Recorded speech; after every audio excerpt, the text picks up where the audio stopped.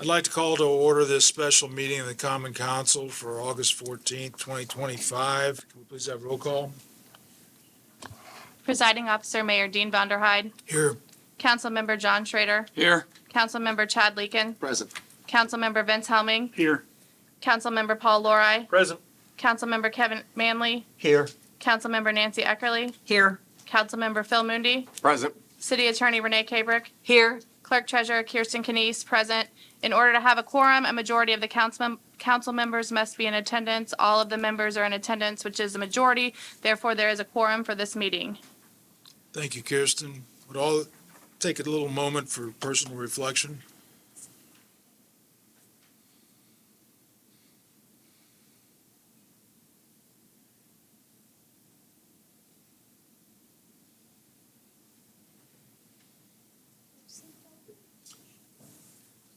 Thank you. And would all that are able please stand and join me for the Pledge of Allegiance? Pledge allegiance to the flag of the United States of America and to the republic for which it stands, one nation under God, indivisible, with liberty and justice for all.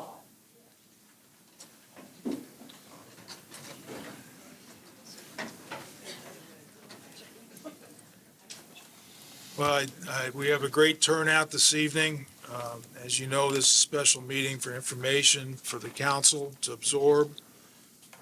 We've got the Mid-States Corridor Project update, which we'll receive from both Lockmuir and NDOT.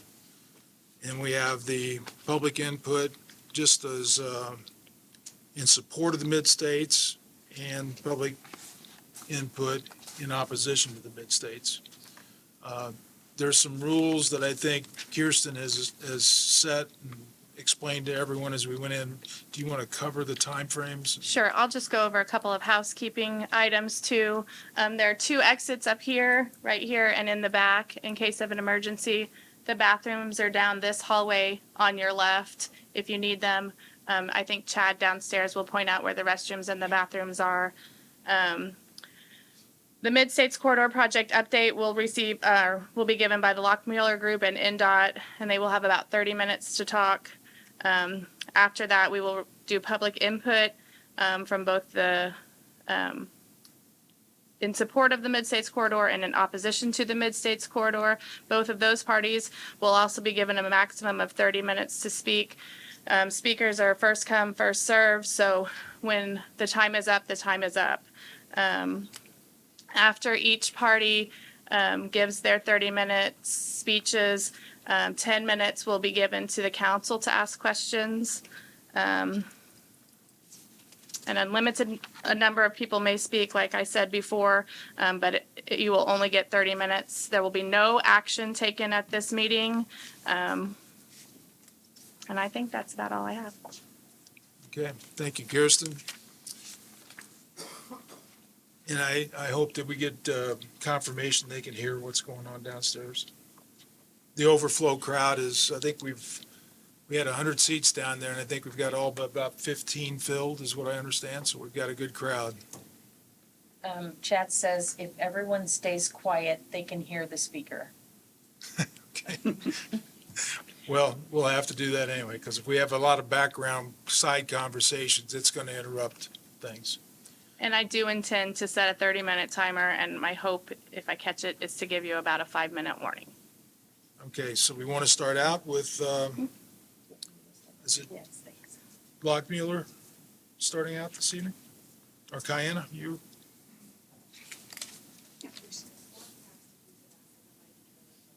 Oh, yes. Yes. And if you could silence your phones, please, that would be appreciated.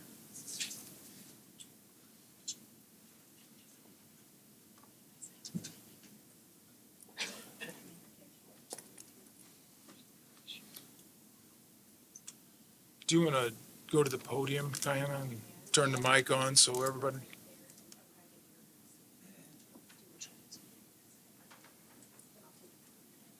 Oh, okay. Either one. If you need to be in front of the computer, that microphone will work on the table as well. I'm just trying to get it in presentation mode.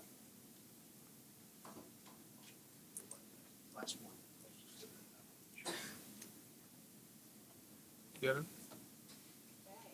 Okay. I'm Kaitlyn Wheeler. I'm the NDOT project manager. I've been overseeing this project over tier 1 and now that we're into tier 2. So thank you for asking us to be here to give you a project update tonight. Thank you. I think it's all. No, you're good. Is that better? Yep. Okay, Go ahead and start over. I sure will. Yeah, so I'm Kaitlyn Wheeler. I'm the NDOT project manager. I oversaw the tier 1 and I'm now overseeing the tier 2. Thank you for asking us to be here tonight to give a project update and tell you where we've been and where we're going with this project. Jason DuPont with Lockmuller Group will also be speaking tonight. He's the project manager with Lockmuller Group. David Goffinette is here, but he's in the overflow room. He is our public outreach lead. I also have Betsy Whitmore here with me tonight. She's not on the presentation, but she is our public relations director for major projects. And then Erica Tate is our federal highway representative overseeing the project. So brief overview of the project. Tier 1 study approved a 2,000-foot wide corridor that runs east of Huntingburg and Jasper. In Tier 1, we studied many alignments, many alternatives, and a build decision was made. So we also looked at a no build in Tier 1, but it was screened out and there was a need shown for the project, which was approved by the Federal Highway Administration with a record of decision in 2023.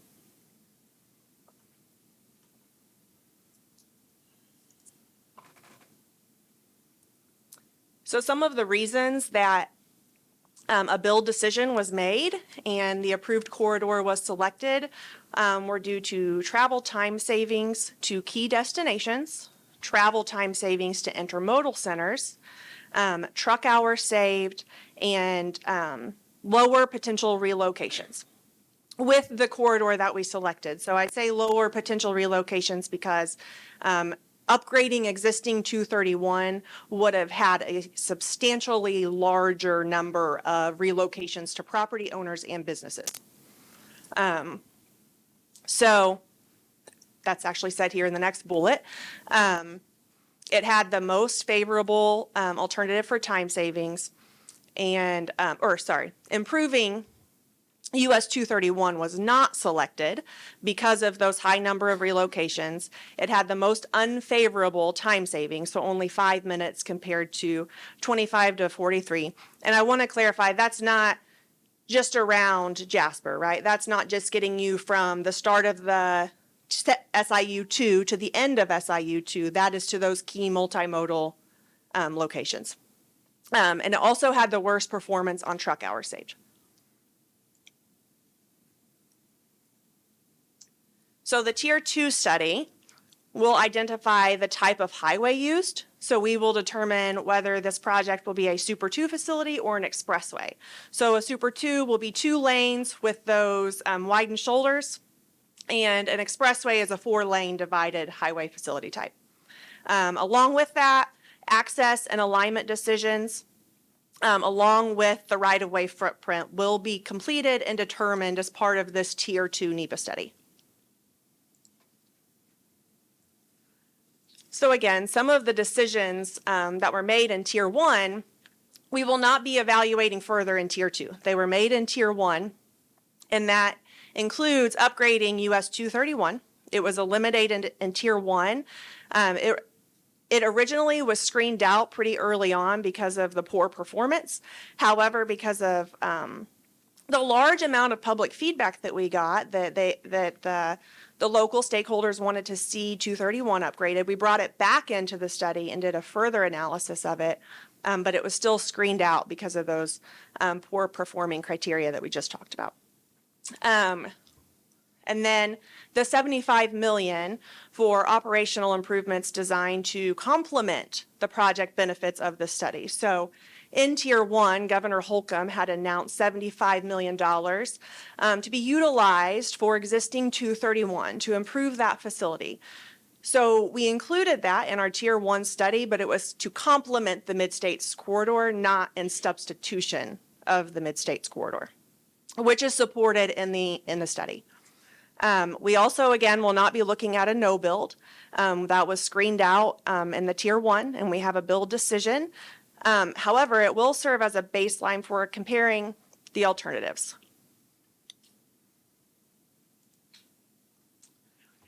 Here's our project timeline.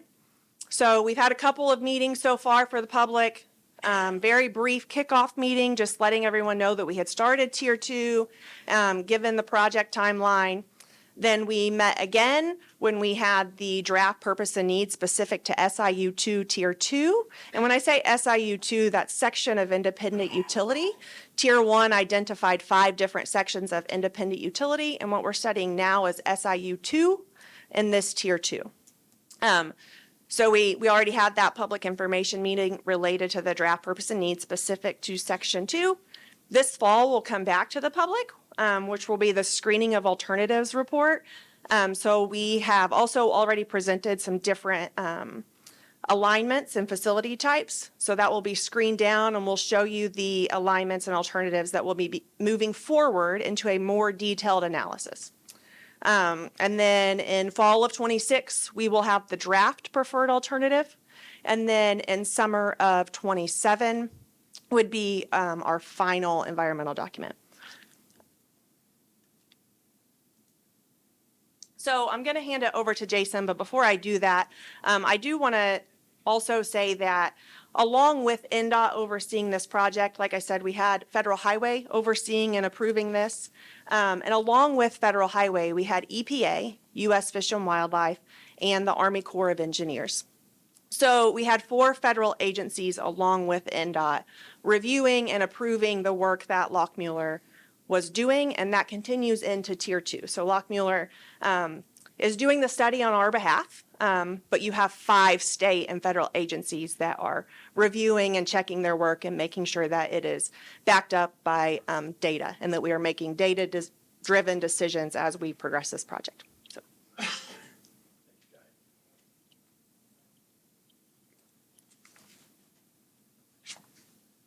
A key note on those agencies, those are our cooperating agencies who actually will be signing off on the document along with NDOT and Federal Highway who will be doing that. We've also included a number of additional local agencies like yourself, the city's been involved, as well as other state agencies throughout the process. Okay, so we started with the kickoff that Kaitlyn noted. Essentially that was deploying our field crews, starting environmental surveys.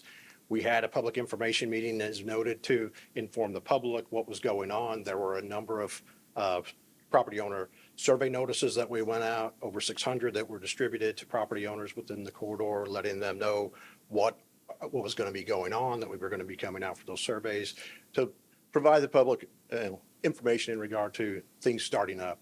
Obviously, our first step was collecting other data, going through the tier 1 information, and beginning to develop preliminary alternatives at this phase within that identified corridor. So that was the initial activities. We also started building updated models that provided more detail within Du Bois County, specifically in the city and the county, for travel demand and population and employment. So the draft purpose and need was a key element during that initial phase. Essentially, this all flows down from the tier 1 document. What was identified in that tier 1, we've retained those elements that are the drivers for the purpose and need for the project. We also, as I noted, detailed out additional traffic model development. We also did additional coordination, particularly with other transportation facilities, the airport, railways, to deal with how we would be interacting with them. Obviously, a number of community meetings, including specific stakeholders. We interviewed a number of businesses. We developed a community advisory committee to represent all aspects of the community, and held additional public information meetings, obviously, at this point. Those resources that were gathered as we started the field surveys continue to be compiled and developed. So there's a few of those key elements that we've been looking at: water resources, key habitats, cultural resources, historic structures are a few key ones, as well as obviously looking at the agricultural impacts, land uses, farm, business, and residential resources.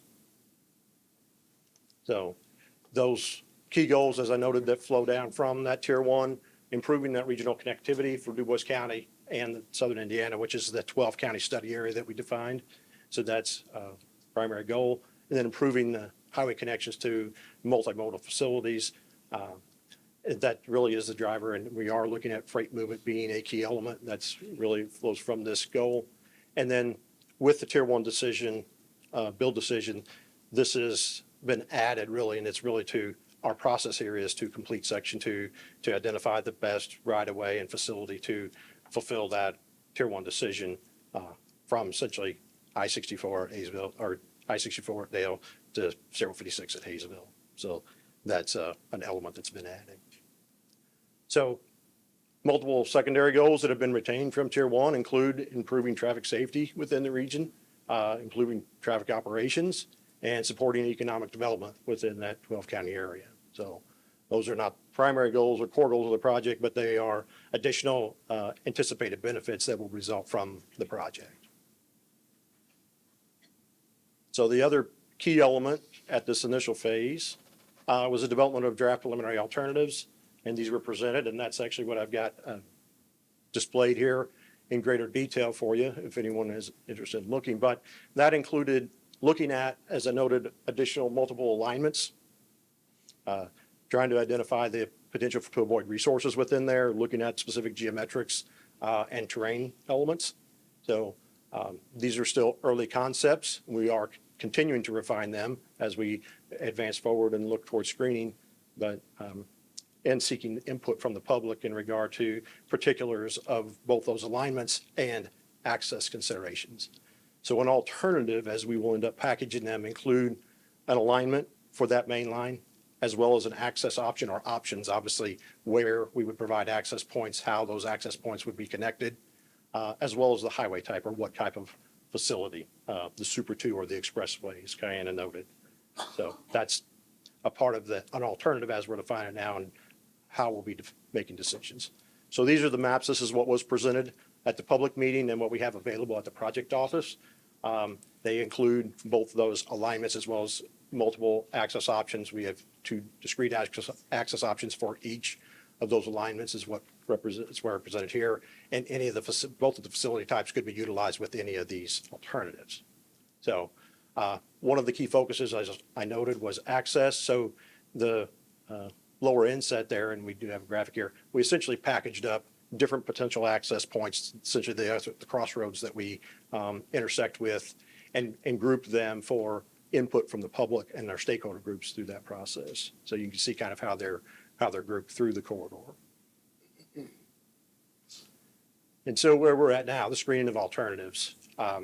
We're anticipating a public meeting here yet in the fall, anticipating that in October. We are working to try and finalize a report right now to get published. We will be putting that out and obviously advertising for a public meeting that'll provide that information, both the data results as well as then where we're going moving forward or what we're targeting to be advancing for even further detailed study. So things will continue to be refined as we move through that process.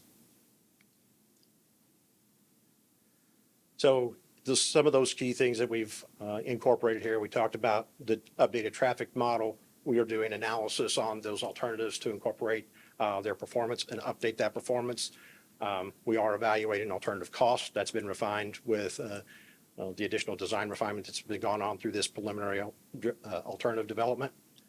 And then we will have incorporating stakeholder input, which has actually adjusted some of those things that we got put out to the public initially.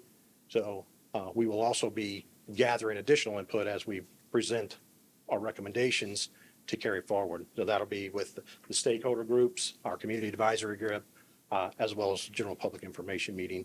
We're also, through this process, evaluating those resource impacts that we've looked at, all the data that we've gathered in regard to the cultural resources, socioeconomic impacts, and natural resource impacts would all be incorporated there.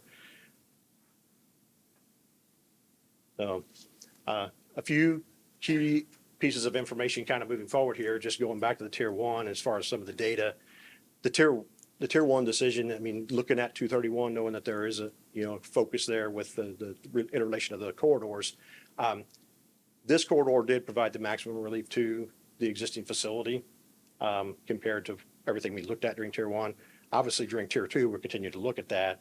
And part of that is just kind of acknowledging how they're going to interact. We know that there's going to continue to be traffic. We're diverting around half the traffic from 231, depending on which section you're looking at. In the tier one estimates, it range from around 20% to around 70% as the maximum that would be diverted.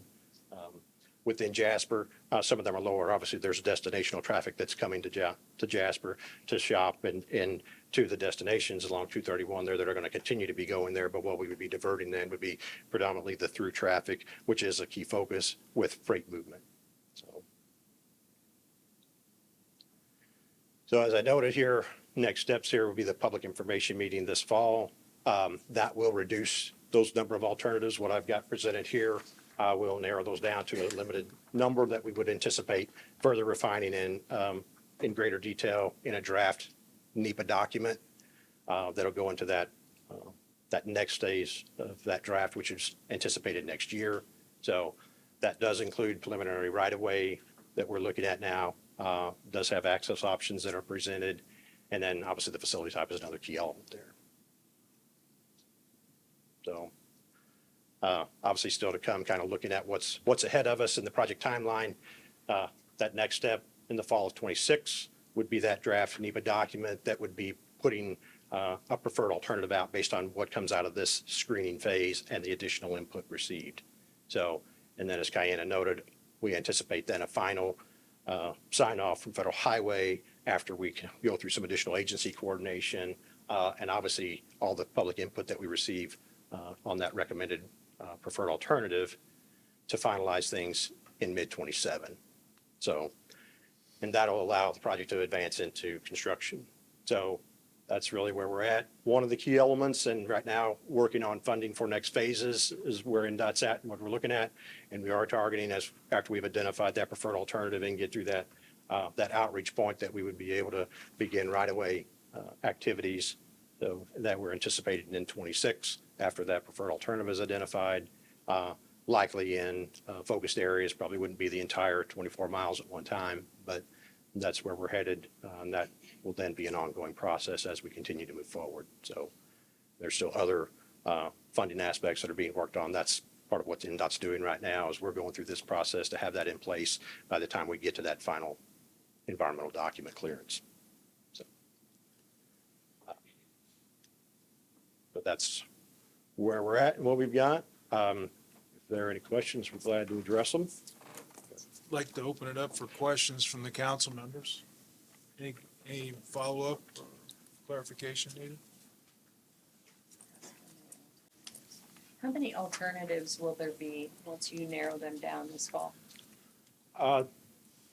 We anticipate that we'll have predominantly alignments focused down to one or two alignments. Probably some areas only a single alignment. Some areas there we look additional variations that we'll look at. The access would be one of the bigger things as far as how those alternatives act. We don't have a specific number here. To some degree, we'll have a number of locations that'll have different access options. You could actually package those up in different ways. So to say exactly how many alternatives, you could kind of look at it differently, but it'll be a much smaller selected set. 3 to 4 for a given location, or 3 to 4 so you would package them up, but typically kind of 2 options in a given location where it would be, this alignment or that. Some areas may be narrowed down to the alignment, but we've got a couple different access plans that would be looked at in a given area. Thanks. Jason, what do you anticipate to be the local funding timeline to have that hammered You're out? asking about when local funding timeline and when Yeah. locals would be. Where we would know how much that, if we're going to build this road, how much input will we have to have, and Yeah, well, that would be an NDOT question, so. Yep. So we're working that out now. We're trying to get a meeting scheduled with Lindsay Quist, who is our secretary, or our commissioner of NDOT, and Matt Ublauer, our secretary, to further those conversations about any local participation that may be needed to help fund the project. But NDOT is already working on funding future phases for the project as well. Is still the plan that 231 would be assumed ownership of by Jasper, and also then the county would assume the 231 in the county road area? Yeah, so there's three entities within the area of relinquishment, right? There's Huntingburg, the city of Huntingburg, the city of Jasper, and Du Bois County. That would be NDOT's preference. We would not want to maintain two corridors that are parallel to each other. However, there are no agreements with those local entities to take those, to take the existing facility over to date. But we are having those conversations. But again, no agreements are in place for the locals to do that at this time. A major concern, 231 is, nothing against NDOT, please don't take this the wrong way, but in Jasper, 231 is probably the worst road in the entire city that we have. They've patched it up so many times on top of Reeder's Hill.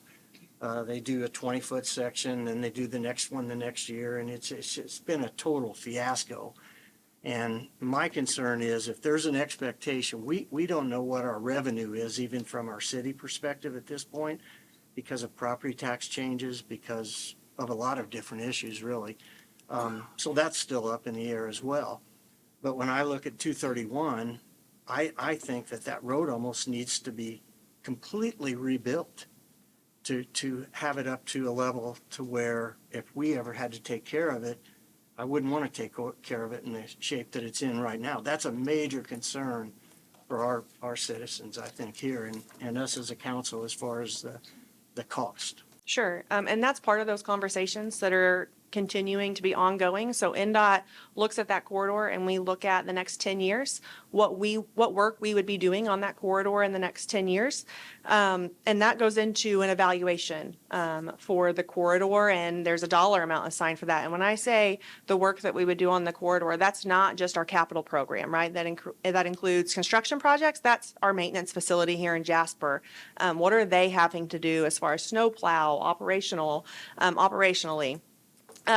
So we look at all of that, right? We forecast that out, and there are multiple ways that we can do this. And those are the conversations that are continuing to be ongoing. NDOT can bring that road up into a condition that you're satisfied with.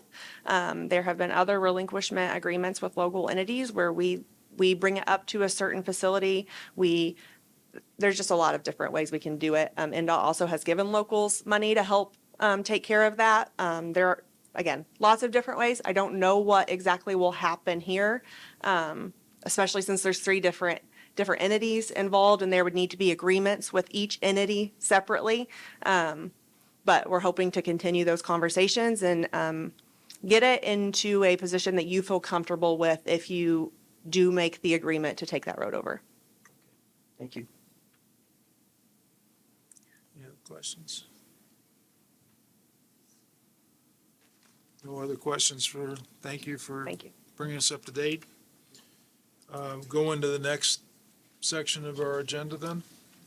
Just don't start that clock too soon. Okay, I'll wait for you to get up there. I was just gonna say that I have Mark Schrader, Sue Elsperman, Doug Bobble, Elmer Bromus, Mike Ackerman, Colton Pippinger, Bryant Niehoff, and Bill Kaiser registered to speak. And then I also have a written statement from Mark Messmer that will be read. I'll wait till we start, till Okay. you're ready for the 30 minutes All to right, start. we'll let,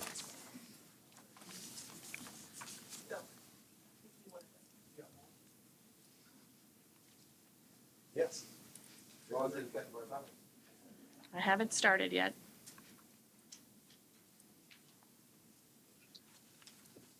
okay, we're ready to go? All right, we're going to go quick here. We do have a number of speakers, so thank you for the opportunity to speak with you this evening. I'm Mark Schrader. I think most of you know me. I'm here this evening in connection with my role as chairman of the Mid-States Corridor RDA. You know, as you just heard from NDOT and Lockmuir, the NEPA studies on an improved north-south road connectivity serving Du Bois County has been extensive. Over the course of the next 60 minutes, you're going to hear two distinctly different views on the need for and the value of this proposed road. Now, since we are the proponents for the new road and we are going first, we won't have the same opportunity as the opposition to give a rebuttal. So we're going to turn the page just a little, and we're going to start by giving a few comments about what we believe you're likely to hear from the opposition. So we're going to do the rebuttal on the front. I do want to preface my comments by stating that we take no exception to those who are directly impacted by the Dubois County portion of the preferred alternative route. We recognize these individuals are desperately trying to find a way to keep the road from being built as a means to keep their property from being impacted. And as they have shown, they understandably are willing to say and do just about anything in that effort. I will note that none of the properties located within the corridor are within the city limits of Jasper. We do, however, take great exception with the leadership of the two opposition groups, the Property Rights Alliance and the Stop the Mid-States Corridor Coalition. Each of these groups are led by two primary spokespersons, none of whom have property directly in the preferred alternative within Dubois County. The leaderships of these groups, who each have their own personal agendas, have presented pure fabrication of facts without providing any documentation or proof. So, based on what we heard from the opposition leaders in the Huntingburg City Council meeting earlier in July, we believe that there may be 5 statements that you may hear from them, all of which are unsubstantiated, unvalidated, or untruthful. First of all, they will declare that everyone in favor of the road is guilty of collusion and corruption. In fact, the leader of the Martin County-led Property Rights Alliance closed his comments at the Huntingburg meeting by going so far as to state any elected official who supports the Mid-States Corridor is currently publicly indicted, and said he won't rest until they are criminally indicted. The leader of the Dubois County-led Stop the Mid-States Corridor will put himself out there as a NEPA expert, which he is not. The NEPA reports, as you heard, they're massive documents, stock full of thousands upon thousands of data points and statistics, which is why the true experts use a holistic approach to reach their conclusions and recommendations. Just because you've read the 1,200-page Tier 1 study from cover to cover, looking to cherry pick a statistic or two that aligns with your predetermined conclusion, that doesn't make you a NEPA expert. The opposition leadership will also tell you that if a bypass is built around Jasper and Huntingburg, the local towns will suffer economic decline just like other towns have, and they'll hold up Kokomo as an example. This letter of support from Tyler Moore, the mayor of Kokomo, states the bypass around their downtown has driven opportunities for growth both along the bypass and the old corridor. Apparently, the opposition leadership thinks they know more about Kokomo than Mayor Moore does. Fourth, they will claim they have done research showing other communities have achieved smart, sustainable growth without the connectivity of an enhanced roadway infrastructure like the Mid-States Corridor. Yet when you ask them to share the names of those communities, they can't or won't do so. And finally, they'll state the majority of your constituents are against the Mid-States Corridor, citing a huge number of petition signatures and Facebook followers, none of which has been validated and reviewed by outside sources. In the only true test of this statement, in the last election, every candidate, both for local and state offices, who ran on a platform of opposing the Mid-States Corridor lost by a significant margin within our local voters in Dubois County and the city of Jasper. Some of these losing candidates ran against some of you.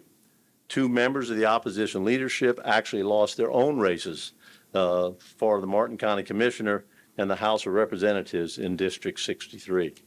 So much for that. So for you as council members, I believe when you assess the validity of the various comments you hear tonight, you're going to need to ask yourself 2 questions. First, who are you going to believe? Will you believe the Federal Highway Administration, NDOT, and Lockmuller, the true NEPA experts, and those who support their legitimate conclusions and recommendations? Or are you going to believe the opposition group, almost all of whom are non-Jasper residents, whose true objection to the corridor is a recommended route directly or indirectly impacts them? The second question for you is a fairly easy one. At the end of the day, whose interests are you going to represent? Are you going to represent the interest of your Jasper constituents or represent the interest of those opposed to the road, almost all of whom live outside the Jasper city limits? Obviously, as I said, that's an easy one. So the rest of the speakers are going to be a little bit more positive and upbeat than I've been. But, I want to take one real quick poll of those in the audience, and I realize we can't see downstairs, but those of you who are Jasper residents, would you stand? Okay.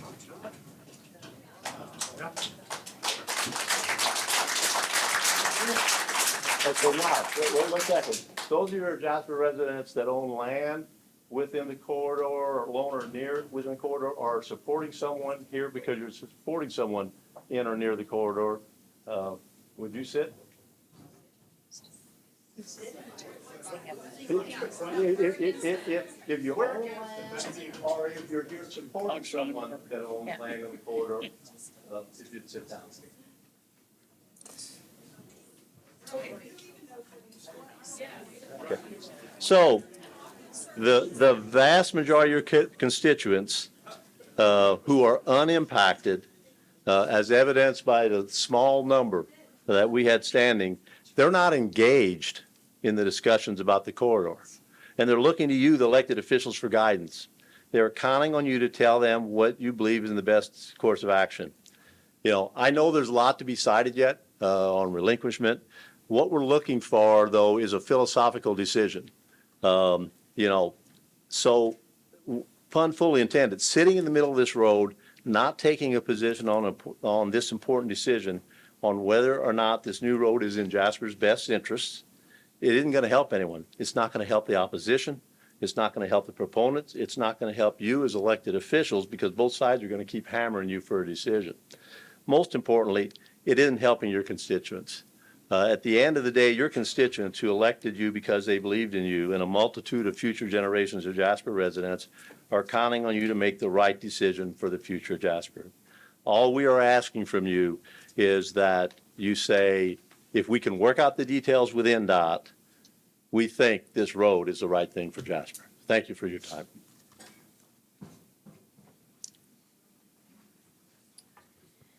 Thank you, Mayor Vanderhyde and Common Council for this opportunity. I'm Sue Elsperman. I am a Mid-States Corridor Board member.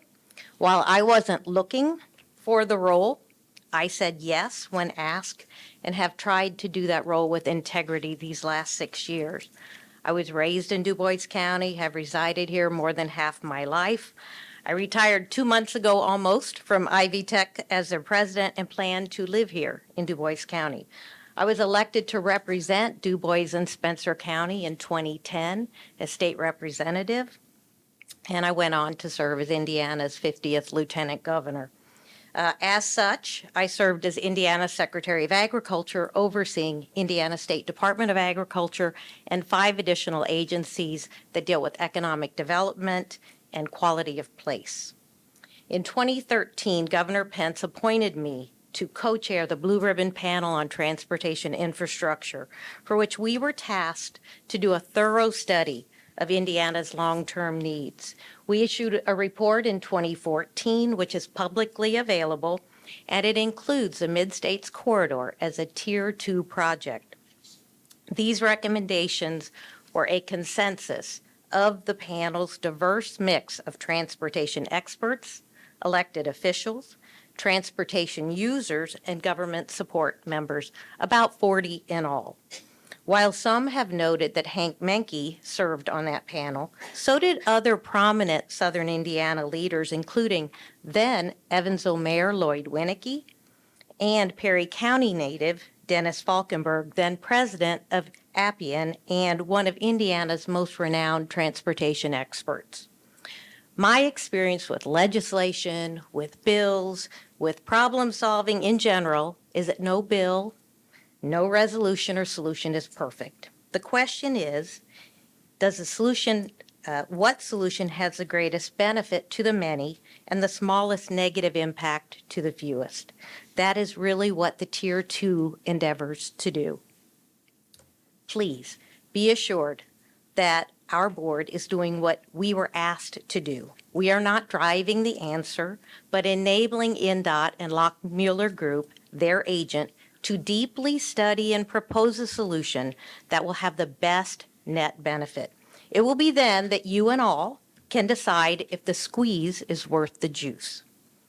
Finally, a word to those who say we should stop now. Stopping now means being satisfied with the status quo and likely a mediocre future for Jasper and Du Bois County. Why should companies further invest or choose to locate here? Why should top talent stay or move here? I have traveled to all 92 counties and many other states. There are dozens of counties that are attractive, and while one may not be able to replace all of our unique amenities here, ease of travel to and from and access to major cities and airports are a given. One only needs to watch the explosive growth around the donut counties of Indianapolis to see that. Du Bois County, on the other hand, currently ranks 69 of 92 counties in growth over the last 5 years, 0. And that's measured by Stats Indiana. In 2012, as LG-elect, I got to cut the ribbon with then Governor Mitch Daniels on the first part of I-69.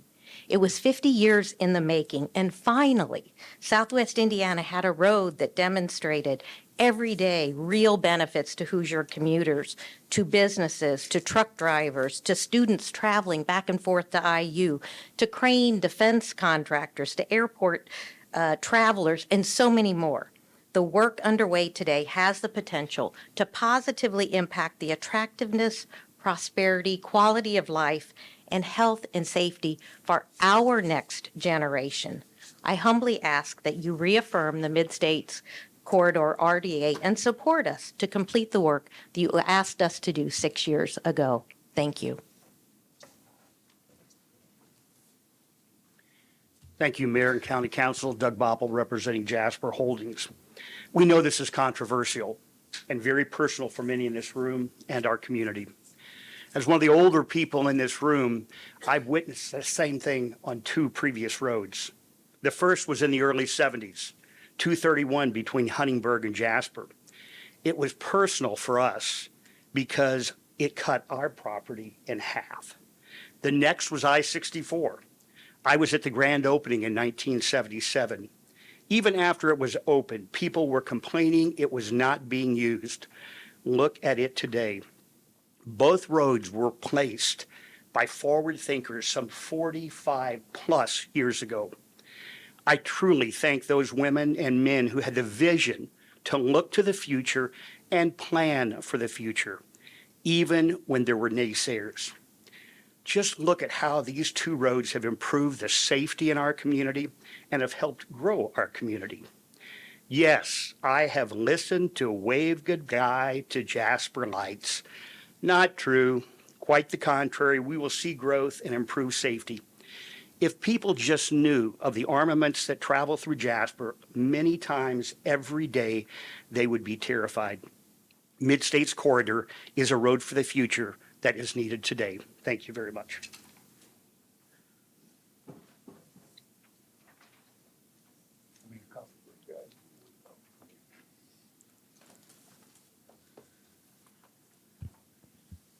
Mayor Vanderhyde, council members, other city leaders, thank you for this opportunity.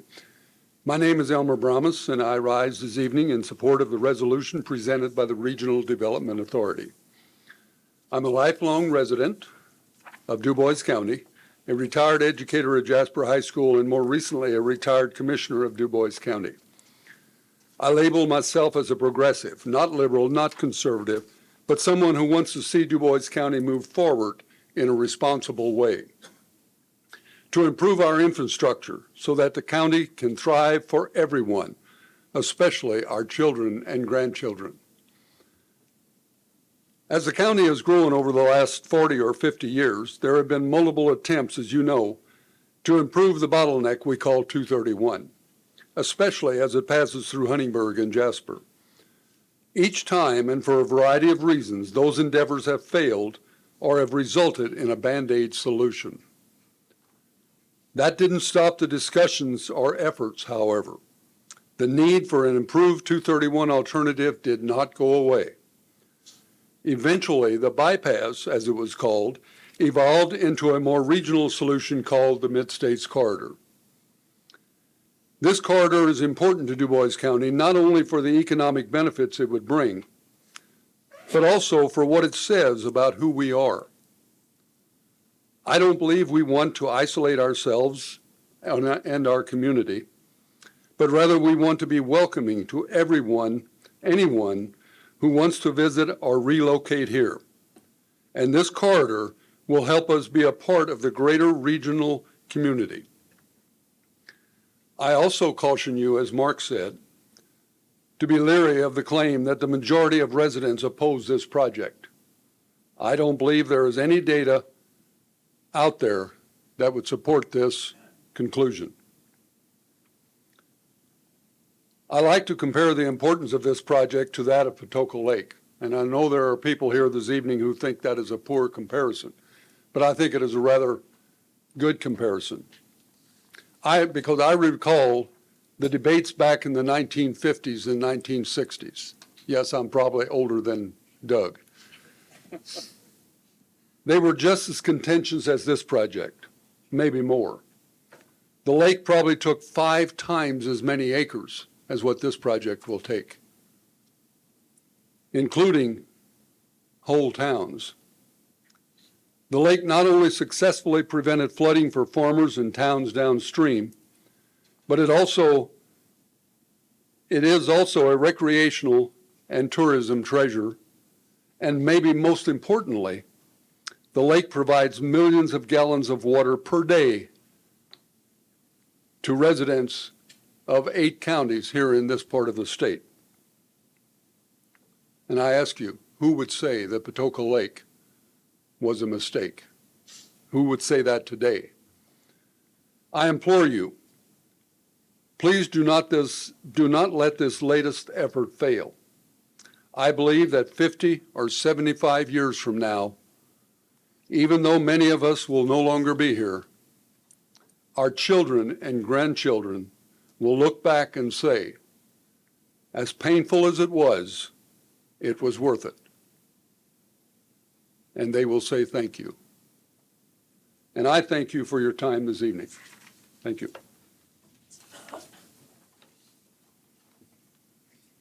Good evening. My name is Mike Ackerman. Thank you all for allowing me to speak here this evening in support of the Mid-States Corridor Project. A couple of comments that I'm going to make, that some of which will tie into theirs, and part of it is something new. So one of the questions that get thrown to me sometimes is, it's getting so far away from Jasper because we've waited for 20 or 30 years till we've addressed the problem. Will anybody use it? The short answer is yes, especially through trucks. So we run a small fleet of trucks. One of our runs that we make regularly, we've got a choice of running 120 miles through small towns with railroad crossings and stoplights, or we can take a longer route of about 150 miles with very few small towns, very few stoplights, very few rail at-grade crossings. We take the longer route. It saves time, it saves money, it saves fuel. It only makes sense. So to look at it and say that it's getting too far away to be useful, I don't think that's a real number to be able to look at anything on that. So that part of it I would like to put to bed. The other side that I want to echo the most is that this project isn't for our generation. This project is for our children and grandchildren. It's what a county can do, what a state can do, what our government can do, is look forward and put things in place that help us succeed. If we're going to look at it only from a standpoint of what do we need today and what do we have to do for ourselves, you can make a lot of other decisions. If you start looking at it in terms of, we need to address what we can do for the future and how can we make the best future for those coming after us, I think it's a pretty simple decision that we do need the road. Thank you for your time.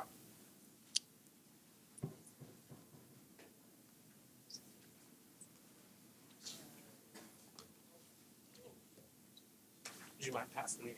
Sure. Thank you. A packet's coming your way just with some information and reference points that I'll address here. Today you've heard absolute facts from NDOT and Lockmuller. A lot of times we hear a big misconception is that they're biased facts, but when you have that level of oversight, the facts are the facts. And the fact is, businesses, opportunities, and investments are not guaranteed in our community. While we've continued to have luck with local leadership, even throughout changes, the fact is, things are happening. Things are changing. In 2014, Mobile and Inwood closed after years of business here. Mobile reporting job decline from 150 jobs to 59 to closing. Inwood closing after years of business here with 80 jobs lost. In 2002, Jasper Cabinet Company closed with 124 jobs lost. Leeds Tools eliminated 71 jobs when they were acquired. And that's just the tip of the iceberg. I think all of you here and people in this room can recall some other businesses being acquired, moving out of town, closing down. Just with the 4 examples I gave, 425 potential Jasper residents lost their job. The reality is the last 5 years with the most recent census data, wood product manufacturing saw a 34% decrease in jobs. Furniture and related product manufacturing had a 2.8% decrease over that same 5-year period. We can argue what those factors are for a multitude of reasons, but the fact is we've seen job decline in those past 5 years from 2017 to 2022. It's no secret if you've read the news, H&I, the parent company of Kimball, recently acquired Steelcase in Grand Rapids, who employs 14,000 employees. Recently, MasterBrand merged with American Woodmark. And companies today are looking for every single operational efficiency that they can find, and they will capitalize on it. Despite this decline, manufacturing still makes up 34% of our employment in the county, followed by education services and healthcare social assistance at 16%, and retail trade making up 11%. Those 3 are almost 2/3 of employment at 61% of our county. On the other end, agriculture, forestry, fishing, hunting, and mining is 3% of employment in DuBois County. Tied for the 3rd lowest, only above information at 0.5% of our employment, and other services except public administration at 2.2%. Don't get me wrong, agriculture is vital and very important to our economy and to the U.S. and to all of us here, but we can't forget that this county has a strong manufacturing base, and we have to keep that base here. Today, we have local companies with local ownership making decisions on global and even national scales, national and even global scales. We have to ask ourselves, does our current infrastructure support the global operations of our companies to be able to survive? How can we help our companies survive in a global economy, a national economy? How can we get them there? Because companies will find that efficiency and they will go to that efficiency.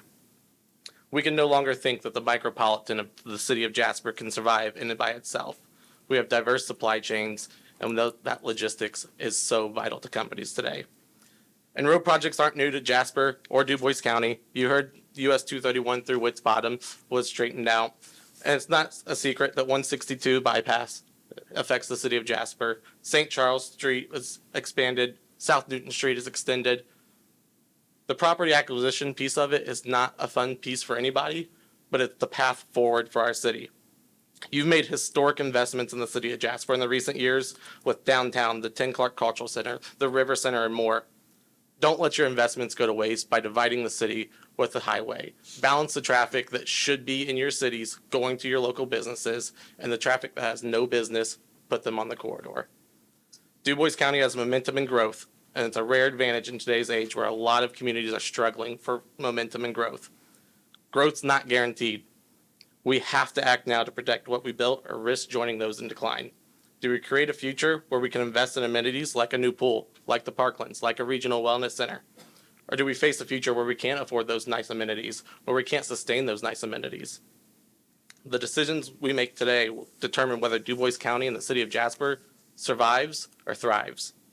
You've all been elected to your positions to ensure the city of Jasper operates today at a high level of the standards that we've set forth, and it remains the hub of activity for decades to come. You can't just think today, we have to think 50, 75, 100 years out of how we support our businesses, how we support our citizens. Now, your constituents are looking to you to lead the way. You've heard the facts from Lockmuir, you've been presented with some facts here, and now you have to make a decision for the best decision for the 17,000 residents of Jasper and the greater 43,000 residents of DuBois County. You have 5 minutes remaining. Minutes. Okay.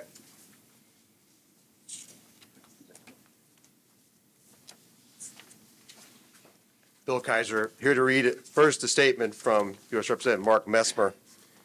That statement is coming to you. Members of the City Council, I offer my support to the continuation of the Mid-States Corridor project that should ultimately extend the 4-lane U.S. Highway 231 from I-64 to I-69. This project will create a safer and more efficient route of travel from Jasper and Huntingburg to I-69 and I-64. DuBois County is a heavy manufacturing county, and it's businesses that create jobs for thousands of our citizens need a safer and faster route to access the interstate highway system. The Naval Surface Warfare Center, Crane, and the industry at Westgate Tech Park will also benefit from a safer, more efficient north-south route as they continue to grow and add jobs to our region. Getting the heavy truck traffic that is currently just passing through Jasper and Huntingburg on existing 231 will greatly relieve traffic congestion in those communities and create safer travel as well. Mark Messmer. I also would like to read a statement from Bryant Niehoff, who is the Chief Executive Officer of the Upland Science and Technology Foundation, which is located in Westgate, Crane. On behalf of the Upland Science and Technology Foundation, an organization dedicated to promoting and supporting the development of Westgate Crane Technology Park, I want to underscore how important reliable, safe transportation and connectivity is to the growth of southwestern Indiana's defense ecosystem. Westgate today includes about 60-plus organizations across 21 buildings employing just over 1,000 people with a payroll of $92 million, up 20% in employment and 37% in payroll since 2022. With $114 million already invested and multiple projects under construction, we are tracking $3.2 billion in active projects that could yield 1,500 new high-tech jobs. Over the next decade, estimates indicate nearly 3,750 net new jobs and a payroll of approximately $3.6 billion and an impact of approximating $15 billion, with average salaries around $100,000. Any transportation improvements that enhance north-south connectivity between surrounding communities and our growing defense tech hub, improving safety, reliability, and commute times will directly support the broader region's defense sector, supplier base, and long-term competitiveness. Thank you for your consideration. Bryant Niehoff. In conclusion, the Tier 1 study had very good news for us. It showed that economic growth is to continue in DuBois County and in the city of Jasper. As you heard tonight, that's not true for all counties in all counties in Indiana. But this future growth will require additional infrastructure to carry vehicle and truck traffic. It will cause further congestion without the Mid-States corridor. Workforce mobility is extremely important to our county. As many of you know, we bring in approximately 7,000 workers a day and have approximately 2,000 workers leave our county. It's important that these people who want to come to DuBois County and the city of Jasper to work, as well as those people who choose to live here and work elsewhere, have the mobility to move back and forth. You know, workforce is important to us. We cannot take for granted that we'll always have great employers who provide multiple opportunities for great jobs with great companies. As you heard, the world continues to change, and our economy continues to change. Those employers who we relied on in the past continue to be impacted by forces outside of their control. The growing concern about north-south traffic needs to be addressed. As citizens, we've already watched slowly as the traffic increases on Highway 231, specifically the heavy truck traffic. You know, we have daily traffic counts of between 8,000 and 10,000 cars. That's interstate level traffic. No build, doing nothing is not a choice. Are we the frog in the water that fails to jump out and save itself as the water continues to boil? You just heard from individuals who have committed their whole lives to this community in doing what is best for the community, and who have been here for multiple generations, just like many of you, some 7 or 8 generations. Like you, these people are leaders and visionaries in what they've done for their families, their businesses, their communities, both locally and statewide. They are here this evening in support of the corridor because it's what's best for the future of the city of Jasper and DuBois County. It is the responsibility of this city council to plan for the future of this community, its current citizens, and its future citizens. Thank you.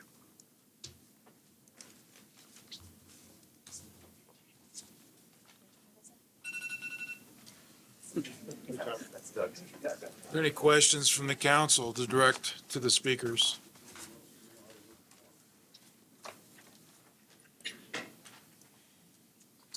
Any clarifications?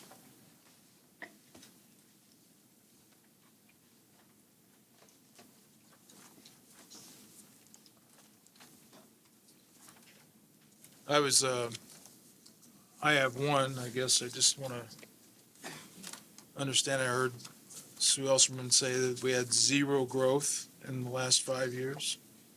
Of course, we have different sources for different metrics when it comes to population growth. We've certainly been seeing a lot of housing in Du Bois County area, but that doesn't account for those that have been demolished and out of service anymore. So I think it's an interesting statistic. That's Indiana. That's Indiana, zero growth. Stats Indiana. Stats Indiana, okay. Thank you.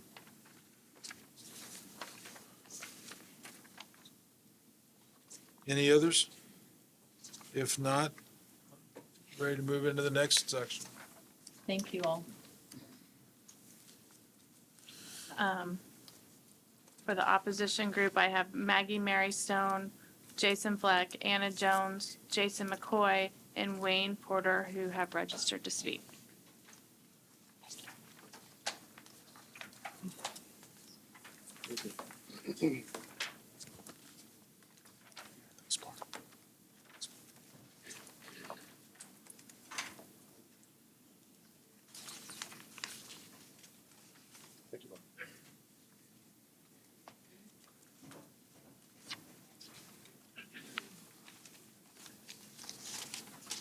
So who's first?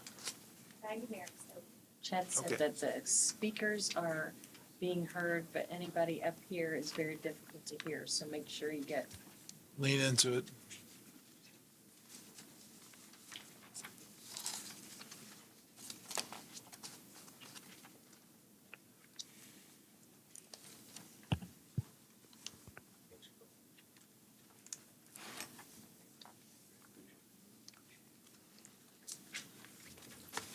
You wanna go ahead and introduce yourself and Good evening, council members, mayor, members of the community, and fellow presenters. We really appreciate the opportunity to speak in front of you all. My name is Maggie Marystone, and later you will hear from Jason Fleck and Anna Jones.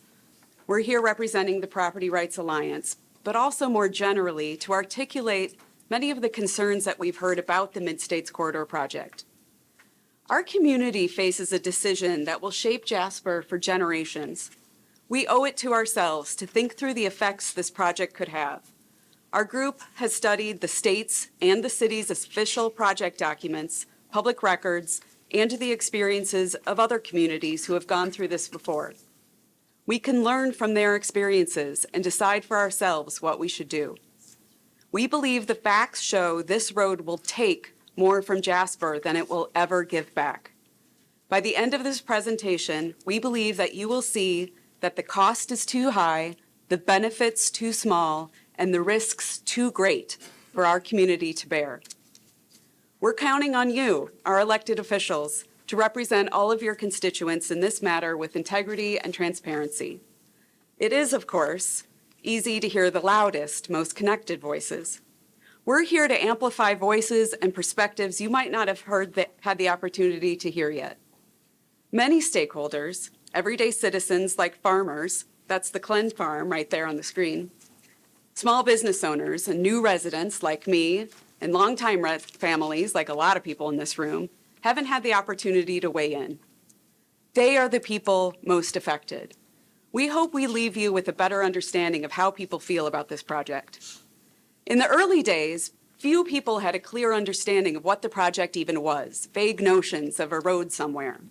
Now, as the project progresses, people are becoming better informed, and more people are turning against it, and the trend appears to be accelerating. I haven't been involved with this group as long as some, but the more I learn about the proposal, the less I think it's a good deal for the people of Jasper. Okay, everyone here, by a show of hands, how many of you have actually read the thousands of pages of the Tier 1 Environmental Impact Study and the Tier 2 Purpose and Need? No, not too many. That's understandable, but they're important. We've already invested $3.5 million on these plans so far. They're the core documents guiding this project. We feel they're crucial to understand because impacts could be so great and irreversible. Just because we've spent a lot of money so far doesn't mean we should continue to do so. These families have cared for their land for over a century, some for two. Their farms have weathered wars and droughts, yet they stayed in the same families for generations. If this project moves forward, some of these legacies could end or be erased. And they are only the most visible victims. Behind them are countless neighbors, families, workers, and taxpayers whose lives and pocketbooks will also be changed in ways that we cannot take back. 149 homes and businesses, maybe more, stand to be taken by the state, and taxpayers will be on the hook for that. We're not even sure how much land acquisition will cost, over and above the $1 billion official estimate, but we're certain it's going to cause a lot of tears. The most common thing we hear when we talk to people about the road is, I'm not losing my home, so it's not going to impact me. But it will, and we're here to explain how. You've just seen the personal side of this project, the homes, the farms, and the families that would be forever changed. But these stories are part of a larger pattern. When we look at the Mid-States corridor as a whole, 4 hard truths come into focus. These are the reasons this project fails Jasper, and we're going to walk through each one, what it is, why it matters, and what it means for our city's future.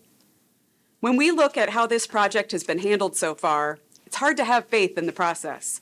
The more we've learned, the more it feels like the outcomes are predetermined, and the public's role is little more than an afterthought. The Mid-States corridor has been driven by insiders, leaving the public largely sidelined. Will all of the people here and online who are opposed to the Mid-States corridor please raise your hands for the council? Okay, now keep your hands raised if you're not within the 2,000-foot corridor study area. That's a lot of hands. Thank you for showing up tonight. This is the most equitable hearing we've gotten so far, and we are all thankful to the city for that. From the beginning, the Regional Development Authority has talked about safety and congestion, important issues, yes, but problems that could be alleviated for far less money by improving existing roads. Meanwhile, local landowners have faced lawsuits simply for protecting their property, and the strongest voices for the project come from people with the most to gain financially. Jasper residents deserve a process rooted in transparency, public input, and solutions that put our community first. We've talked a bit about the people we represent. Let's talk about who represents the Mid-States corridor. The RDA was not born from broad public demand. It began with a small group of business leaders and legislators after earlier highway plans failed. Formed in 2018, it blends taxpayer dollars with private donations, giving the greatest influence to those with the most resources, while diminishing the voices of residents and sometimes even local officials. We don't even know who the contributors to the RDA are.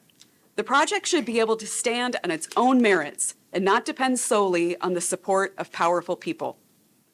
Why build this road in the first place? What does the study say?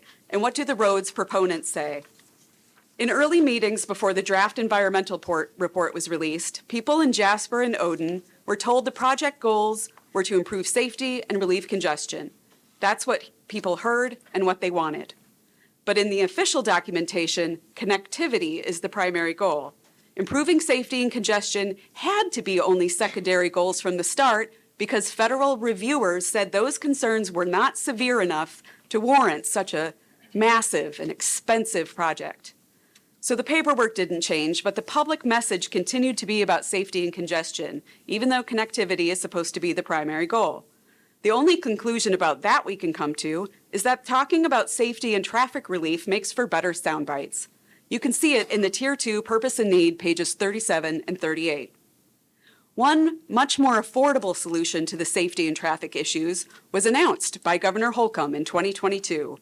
He allocated $75 million to improve US 231, including passing lanes, turn lanes, and safer intersections, the very fixes people asked for to the problems they cared about. These proposed changes to 231 would no doubt make it safer. What happened to that plan? The state's own draft shows traffic south of Huntingburg is already acceptable. Between 14th Street in Huntingburg and State Road 162 in Jasper, congestion becomes unacceptable only in the afternoon peak and only in one direction. The fix for this is already in the pipeline. Passing lanes are scheduled for construction in 2029. Those lanes would raise traffic ratings to ideal in the morning and acceptable in the afternoon. But if the corridor is built and US 231 is turned over to local governments, those passing lanes won't be added.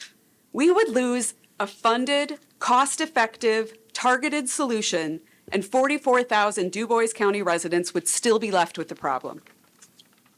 The cost of the Mid-States Corridor can be measured in dollars, but also in other terms. The pre-COVID estimate for the Mid-States Corridor was about $1 billion. With inflation, rising construction costs, and typical cost overruns, the real number will likely be far higher, potentially approaching or even exceeding $3 billion.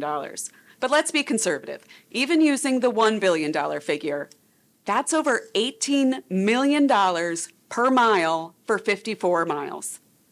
For perspective, the Parklands cost taxpayers $3.4 million. 1 mile of this road equals more than 5 Parklands projects, which thousands of people enjoy each year. Do we spend billions to divide farms and neighborhoods or invest in what clearly benefits the community? What else would this project cost us? Hundreds of thousands of dollars in tax revenue because of land removed from the property rolls. 1,800 acres of farmland, 700 prime. At least 149 homes and businesses taken by the state. I heard someone say it this way: you can move a factory, you can't move a farm. We stand to lose almost 1,000 acres of forest and 500 acres of floodplains. The costs are high no matter who you are. So we've mentioned that safety and congestion problems could be addressed at a fraction of the cost of the corridor. So that just leaves connectivity as the goal. What is connectivity anyway? It's a broad term and it's impossible to refute. If you build a new road, it must connect things, even if those things are already connected by, say, US 231. DuBois County, including Jasper and Huntingburg, already have strong highway connections. I-64 is right on our doorstep. I-69 is just 20 miles to the west, and another I-69 connection is available near Crane. Building a new highway that mostly parallels 231 isn't going to improve connectivity. It's duplicating what we already have. We don't need to spend billions of dollars for a second version of 231. It makes you wonder what the real goals are. We know that a couple big businesses and landowners support the road. So do the people who would be involved in building the road or providing the supplies. They must all believe that the road will have a positive effect on their bottom lines, and I'm sure they're right. But at what cost to the rest of us? There are other ways to improve traffic flow, getting some trucks off main city roads and saving them fuel and transport times.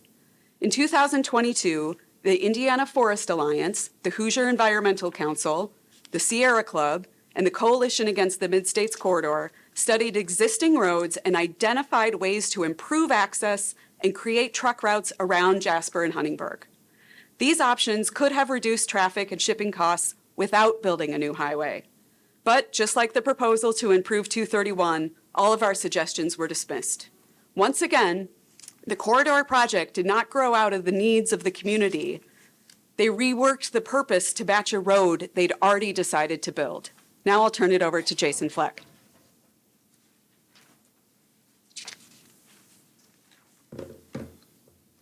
Good evening, City Council. Thank you for the chance to speak to you here tonight. First, if the process for the establishment of this is questionable, the claims made for it are also questionable. You know, there's 3 scenarios, 3 outcomes to this, right? The one that these mainly businesses, because I didn't see any citizens speaking up for it, but rather the business interests, is that this road is going to turn Jasper into utopia and it's going to be wonderful. Well, there's 2 other outcomes that are potential, right? The other one being mainly a neutral effect. The status quo is maintained. We spend billions of dollars on this road, but there is no real economic development. We just get to Indianapolis a little bit faster, a whole 6 minutes.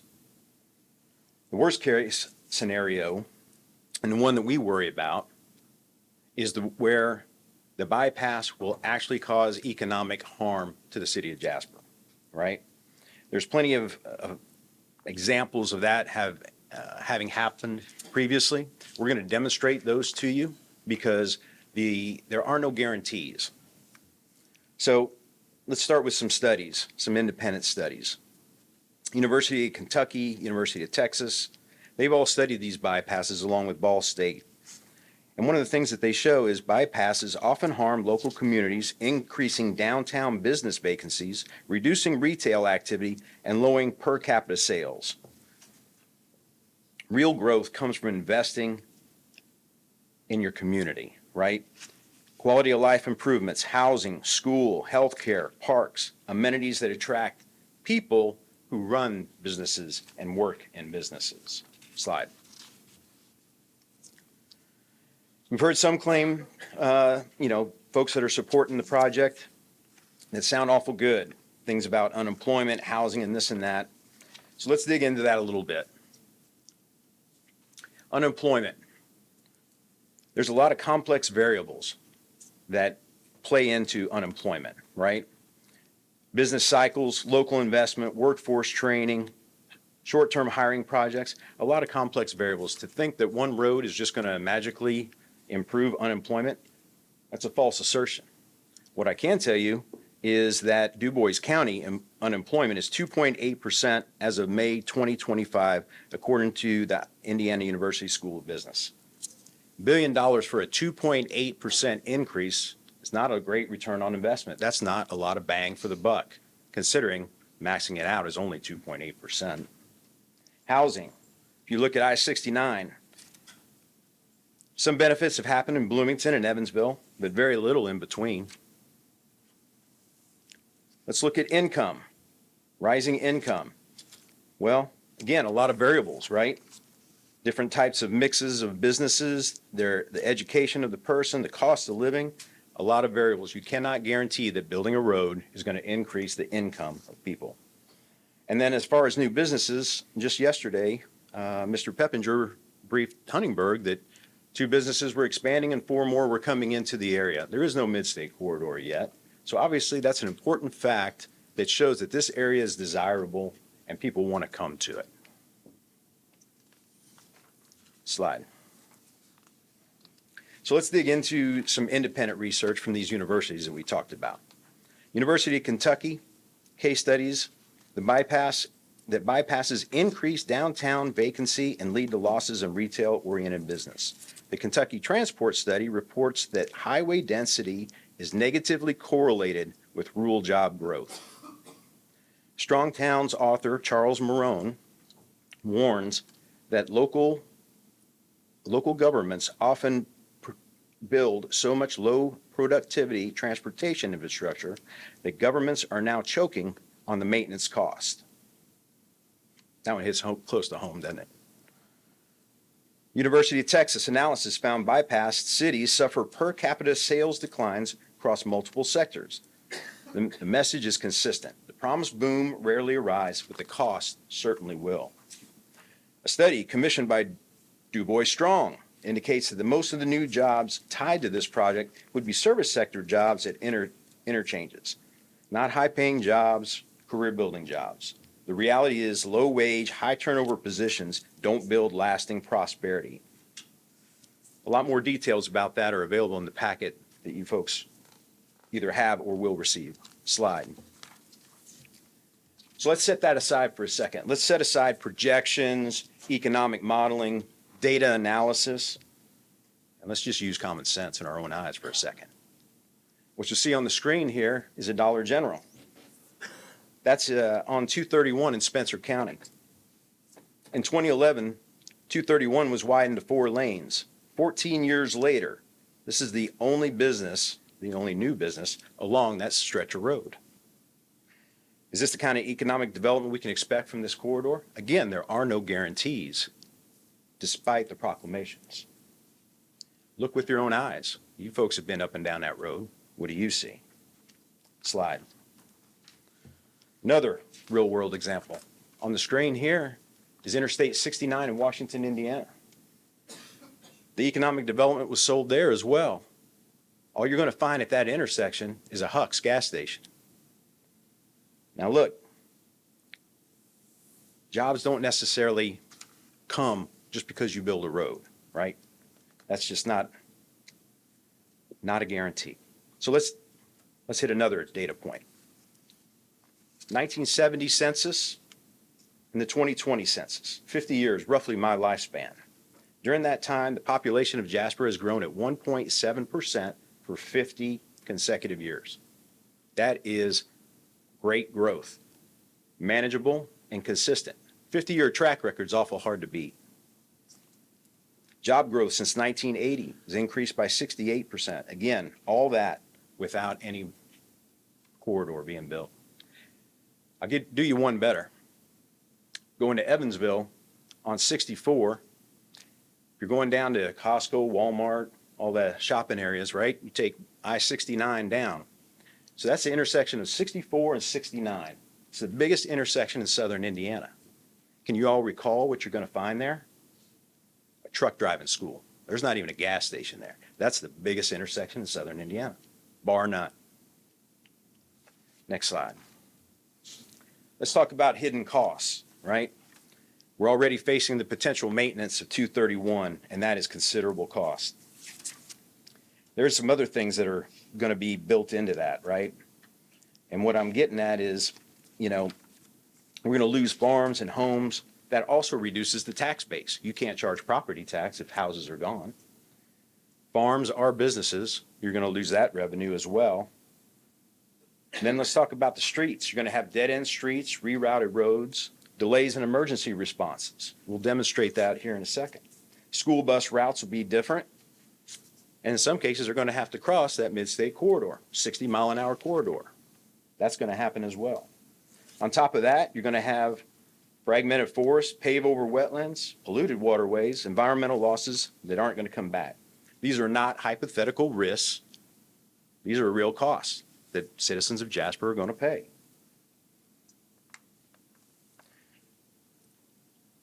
To think that the maintenance cost of 231 is the only maintenance and infrastructure development that Jasper is going to be on the hook for would be incorrect. That would be an incorrect way to look at that. This is a limited access road, which means you can only get to it at certain points, thereby creating traffic at those points. Right now, traffic just kind of disperses and goes where it is. Now it's going to be focused in these 4 points, or however many there are, right? Which means that that corridor is running north and south. Jasper is going to be responsible for the east-west connections. Do you have enough lanes to accommodate funneling everybody into these tight areas? Do you have lights? To think that this road is going to get built and everything's going to be fine is not the case. You got the hook once with 231 maintenance. I guarantee you it will not be the last.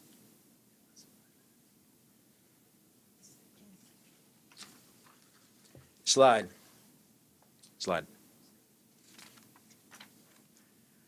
Take a look at that. Every road on there that's listed in red means all 5 alternatives close off that road.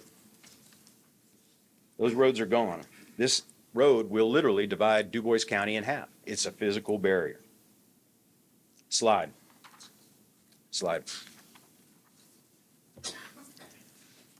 One more.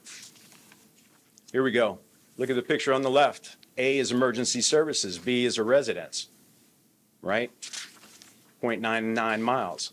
Now, after the corridor, that road doesn't connect anymore. That same emergency services to that same residence now 3.29 miles. And then you got to go reroute around back for emergency service to get to a potential hospital. That's going to add time and money. And if the fire department has to do that, you can count on your insurance company raising your policy. The longer the response time of fire, the fire department to arrive at your residence, the more your insurance is going to be. Look, we're going to add another highway. Another cost that's going to be sunk in is police to patrol that road. Fuel, vehicles, potentially officers, and the opportunity costs. Y'all are business folks, right? What are we as citizens giving up to fund this? Are we giving up the wellness center? That would be a tremendous amenity to this place. It's opportunity cost. You pay for this, but you give up that. What are the residents sacrificing by contributing to this? And with that, I'll hand it over to Anna Jones.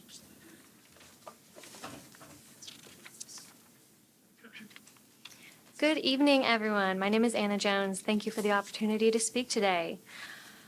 We've heard a lot of great information, and if we're going to invest big, let's invest in the things that keep people here and attract new families and businesses, not in a bypass that diverts opportunity around us. These are the projects that people ask for: the parklands, the Riverwalk, the train depot, our schools, the cultural center, and the library. They make Jasper stronger and more connected in ways a bypass never will. And remember, 1 mile of the proposed highway equals more than 5 parklands. That's real return on investment. Great healthcare, more housing, a vibrant downtown, childcare access, and a new wellness center. These are what keep people here and draw new families in. The renovated square alone has already brought new business and energy to our community. These are the investments with lasting returns, unlike a costly highway that takes resources away from the improvements that people actually want.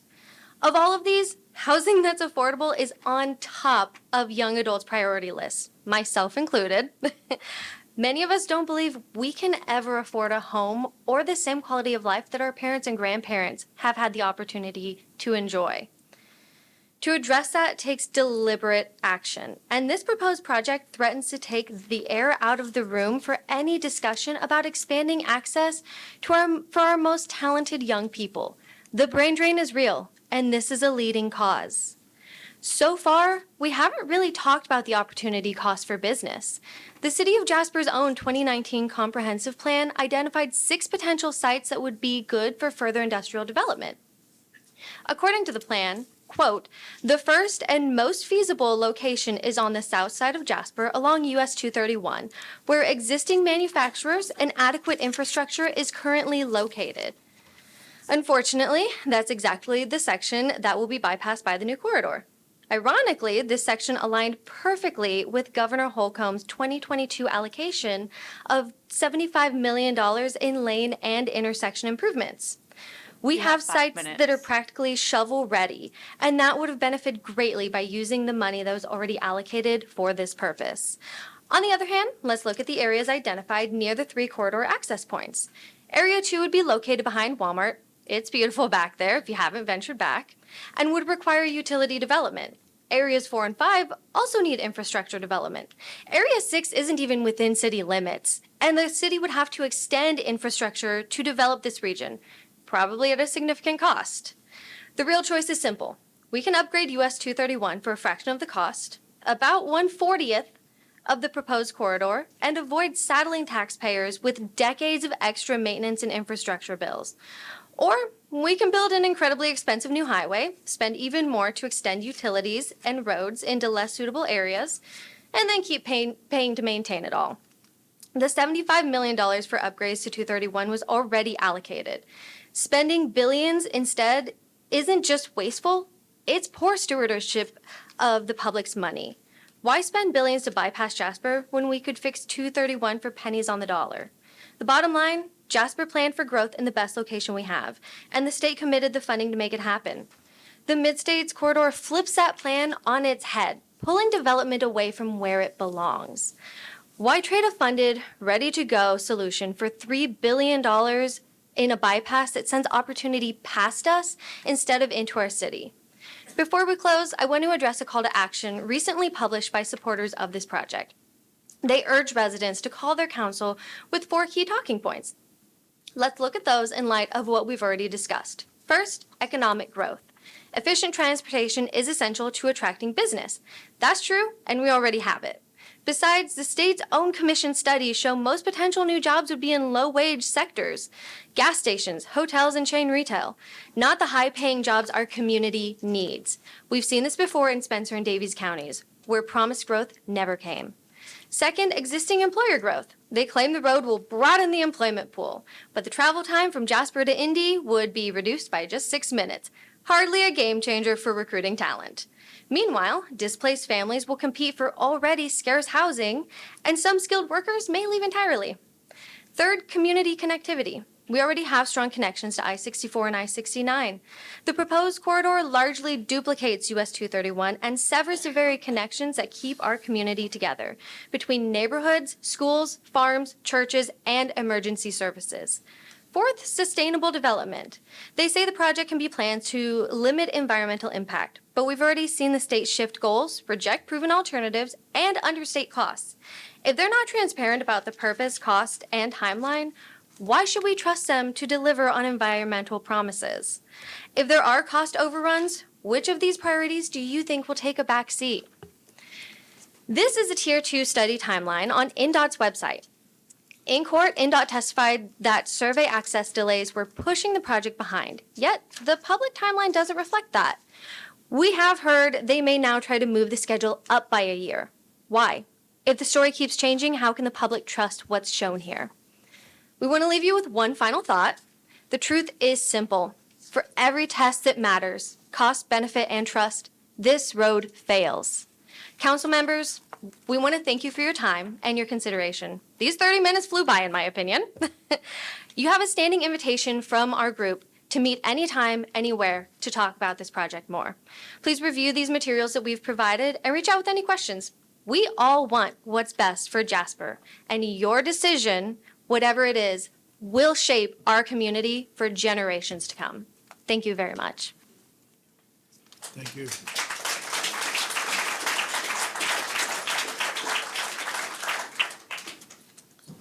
I have 1 minute remaining. I know there's 2 speakers left. I'm sure that you could meet with any of the council members at any time. Okay. He's waving. Well, seeing, are we passing the other people who signed up? All right, Jason, I see you're passing. Are you passing on speaking, sir? I'd be glad to speak. We have about a minute. You want a minute? Wayne Porter of Jasper. I just want to say, this is such an important decision to be made. I see no reason why it shouldn't be put on the ballot. Hear everybody in Du Bois County. Anybody agree? I would certainly hope so. I reviewed the regional development meetings, and I got to give it to Mark. I don't know how he does it. I've been president of different community organizations, but from the minutes that I read for 2 years, there was never not one opposition to any motion. Everything just went right on through, sailed right on through. I don't understand that. Hopefully I can speak to you and find out and learn something. And Mr. Mayor, I talked to you, called, had set up a date to meet with you. He was good enough to call me back. And in that conversation, it was like an hour before we were supposed to meet. And you told me, I told you what I thought about this. I'm sorry, Mr. Porter, your time is And up. anyway, you told me this is like 3 months ago. And then I took, you told me your answer was, we don't have anything to do with that. I took you at your word. But it seems ironic, 3 months later, then we had this meeting here tonight. Mr. Porter, Yes. I'm sorry, but the 30 minutes has expired. Okay, I'll just finish my thought. I just didn't understand that. And Well, I'm open to I don't recall the anything you question, got- but I any would tell you comments. that at whatever it was, it probably had to do with the decision, and we were relying on the input on the Tier 2 study. That's what we, as a council and as a city, that's what we've been doing. We get the study and information. We can now begin the 10 minutes if you have it. if So we have council members, do you have any questions? Thank you, Mr. Porter. Yep, thank you. I couldn't understand that in 3 month time period when you told me before that, we don't have anything to do with it. And it's like all the other politicians, anybody I've talked to, nobody wants to talk. They want to run. I'm not with any organization. I don't pretend to be, and I'm not. But I think we need some answers. Thank you. Thank you, sir. I'm not much of a politician either. I'll admit that. Okay. Any questions from the council members on follow-up? It's your opportunity to. There's a lot of great information There's a from lot both of great sides this evening. You know, several of you reached out to myself, all the other council members as well over the last several months and weeks, and we appreciate getting all the input and taking all that into consideration. So this is not an easy task, whatever way it falls out of here. But again, this meeting tonight gave me a little better, or a lot more information to digest in there, coming across from both sides. So we And appreciate you taking. that was our intent. Our intent was to have this available so that we could get an update from NDOT, from Lockmuir Group, an update from both sides, the proponents and the opposition. So that down the road, we're not making any decisions tonight. This is an informational session, so that's what we're using it for. And I think everybody here would appreciate the fact that that's what you came with. So, thanks for all those. And lastly, speaking for the council, we have received a tremendous amount of emails and text messages and stuff like that. That's great. We apologize if we didn't have the chance to read them all, if I didn't answer back. I tried answering a lot of them back. Assure you, if it came to me, I put an effort in to read it, and there's been some great information. So thank you very much, and keep it up.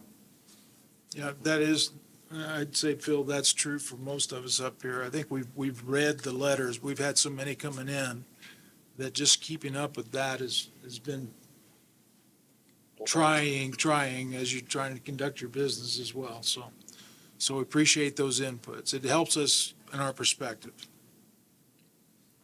Any other things, questions? No, sir. If not, I would entertain a motion to adjourn. I'll make a motion to adjourn. I have a motion from Kevin, I'll second that motion. a second from Nancy. All in favor, signify by saying aye. Aye. Any opposed? Meeting adjourned. Thank you.